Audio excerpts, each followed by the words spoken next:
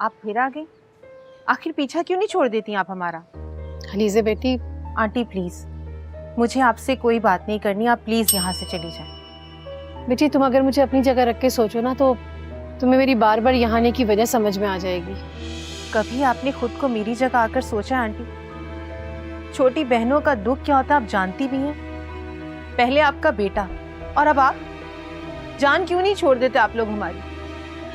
मेरी बहन को बस तलाक चाहिए। तलाक बहुत बड़ा लफ्ज है बेटी, मत नाम लो ऐसे। तो क्या करूं? मेरी बहन की हालत अगर आप देख लें तो खुद भी रो पड़ेंगी। ना वो जिंदों में है और ना ही मुर्दों में। अजीब सी हालत हो गई है उसकी। अलीज़ा, कि मेरी बात मानो ना, तो मेरा यकीन मानो तुम्हारे सारे दुख खत्म हो जाएंगे। तुमने अपनी बहनों को एक माँ बन के पाला है ना, मैं भी एक माँ हूँ। नुमान शुरू से ऐसा नहीं है, दोस्तों की सोहबत ने उसे खराब किया है। वो दिल का बहुत अच्छा है। हर माँ अपनी औलाद के लिए ऐसा ही सोचती है। तुम बस मुझे एक दफा नेहा से मिलवा दो। आप क्यों इस्रार कर रही हैं बार बार? आपको एक बार की बात समझ में नहीं आती? मुझे नेहा से बात करनी है, शायद वो मेरी बात समझ जाए। नेहा बच्ची है, वैसे भी उसे नुमान के नाम से नफरत है। मैं आपको उससे नहीं मिलवा सकती, आप प्लीज चली जाएं यहाँ से। ठीक है, अगर नेहा ने मना कर दिया तो फिर मैं दोबारा यहाँ कभी नहीं आऊंगी। अस्सलाम वालेकुम दोस्तों, जैसा कि आप देख रहे हैं आज हम बात करेंगे ड्रामा हौसला की। अगर आपने अभी तक हमारा चैनल सब्सक्राइब नहीं किया तो अभी कर लीजिए, क्योंकि यहाँ आपको मिलती हैं बेहतरीन ड्रामा कहानियाँ। चलिए चलते हैं ड्रामे की तरफ।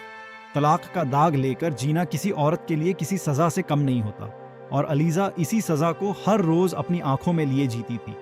जो हो गया सो हो गया, मगर मुआशरा कहाँ माफ़ करता है। लोगों की बातें तीर बनकर चुभती थीं, और उन्हीं जख्मों के बीच एक और साया उसकी ज़िंदगी में घुसता चला आ रहा था, जिसका नाम था नुमान। नुमान के दिल में मोहब्बत कम और जुनून ज़्यादा था। वो खुलेआम धमकी देता कि अलीज़ा की डोर उसके हाथ में है, और अगर किसी ने भी रास्ते में आने की कोशिश की तो वो सब कुछ तबाह कर देगा। अलीज़ा रातों को डर के मारे चीख उठती, जैसे नुमान उसे ज़बरदस्ती उठाकर ले जाने वाला हो। ऐसे ही एक रात वो बेतहाशा चीखती, बचा लो मुझे, वो मुझे ले जाएगा। और उसकी छोटी बहन, जिसे सब प्यार से हीपी कहते थे, दौड़ी चली आई। हीपी ने उसे सीने से लगा लिया और तसल्ली दी कि कोई उसे कहीं नहीं ले जा सकता, वो उसके साथ है।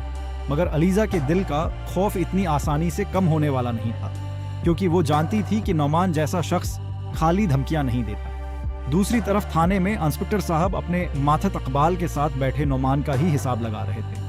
इंस्पेक्टर साहब कहते, शेर शिकार से पहले अपने शिकार का पीछा करता है, इसे थकाता है, और जब वो थक जाए तो हमला करता है। वही हिकमत अमली वो नुमान के खिलाफ अपना रहे थे। मसला ये था कि नुमान शादीशुदा था और उस पर बाकायदा वारंट जारी करना आसान न था, इसलिए सब्र से काम लेना ज़रूरी था। इकबाल को ये सब समझ नहीं आ रहा था, मगर इंस्पेक्टर साहब के इरादे पक्के थे कि वो अलीज़ा को इंसाफ दिलाकर रहेंगे। इसी दौरान अलीज़ा के घर एक और महाज खुल चुका था। एक शख्स जो खुद को उस दिन के वाक़ये का जिम्मेदार मानता था, बार बार माफ़ी मांगने आ रहा था। वो कहता कि उसने जो किया सो किया, मगर अब उसे एक मौके दिया जाए ताकि वो अपनी गलती सुधार सके। अलीज़ा का जवाब हर बार वही होता कि उनके दरमियान अब कोई रिश्ता बाकी नहीं बचा और उसे चले जाना चाहिए। मगर वो हार मानने को तैयार न था और बज़द था कि जब तक माफ़ी न मिल जाए वो पीछे नहीं हटेगा।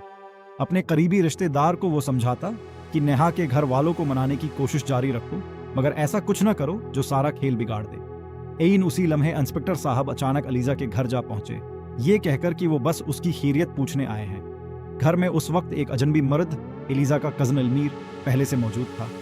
इंस्पेक्टर की आंखों में शक साफ झलक रहा था। उनके अल्फाज नर्म थे, मगर निगाहें कुछ और ही कहानी बयान कर रही थी। अलीज़ा को ये मुलाकात अजीब सी महसूस हुई, जैसे कुछ उनकहा हो। उसके दिल में अपने बाप की बात गूंज उठी कि अक्सर वही शख्स धोखा देता है जिस पर सबसे ज़्यादा भरोसा किया जाए। थाने वापस पहुंचकर इंस्पेक्टर साहब का जहन एक ही सवाल में इल्झा हुआ था। इकबाल से कहने लगे कि उड़ते परिंदे के पर तक गुन सकता हूँ, और अलीज़ा के घर जो कुछ हुआ वो सीधा साधा मामला नहीं था। एक अजनबी मेहमान का अचानक उस घर में यूं बेतकलफ मौजूद होना, बगैर किसी मेहमान जैसी झुझक के इंस्पेक्टर के शकी जहन के लिए एक नई गिथी बन गया। उन्होंने ठान लिया कि इस राज की तह तक पहुंचे, बगैर वो चीन से नहीं बैठेंगे। कहानी का ये मोड़ सिर्फ एक आगाज था। नुमान की धमकियां, इंस्पेक्टर का शक और अलीज़ा के घर में छिपे राज, सब मिलकर एक ऐसा तूफान तैयार कर रहे थे जो अगली किस्त में पूरे जोर से सामने आने वाला था। अगर आपको ये वीडियो अच्छी लगी हो तो लाइक, शेयर और सब्सक्राइब ज़रूर करें और मिलते हैं अगली किस्त में एक और ज़बरदस्त कहानी के साथ। अल्लाह हाफिज़।